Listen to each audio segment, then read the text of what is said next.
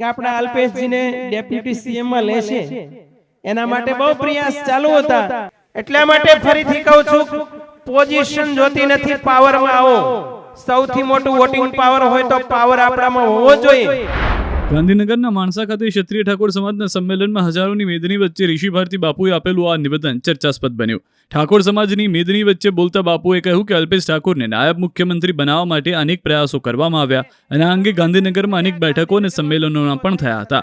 તેમણે કહ્યું કે અલ્પેશ ઠાકોર નાયબ મુખ્યમંત્રી ન બનતા અમને દુઃખ થયું। તેમણે સમાજને હાકલ કરી કે આપણે પોઝિશન નહીં, પાવરમાં આવવું પડશે।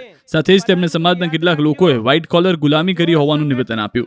તો આ તરફ ઋષિ ભારતી બાપુના આ નિવેદન પર અલ્પેશ ઠાકોરે બાપુનું નામ લીધા વગર કહ્યું કે આ પ્રકારના નિવેદનથી નુકસાન થાય છે। જાહેર મંચ પરથી આ પ્રકારના નિવેદન ન આપવા અપીલ કરી। આવા જાહેર મંચ ઉપરથી કોઈને આ હોદ્દો આપી દેવો જોઈએ, પેલું આપી દેવું જોઈએ, એવું તો ના કરો। આ ભેગું કરતા વાર લાગે છે। આ ભેગું કરતા વાર લાગતી હોય ત્યારે કોઈ આ પ્રકારના નિવેદનો ના કરે। આવા નકારાત્મક નિવેદનોથી સમાજનો ક્યારેય ફાયદો નહીં થવાનો।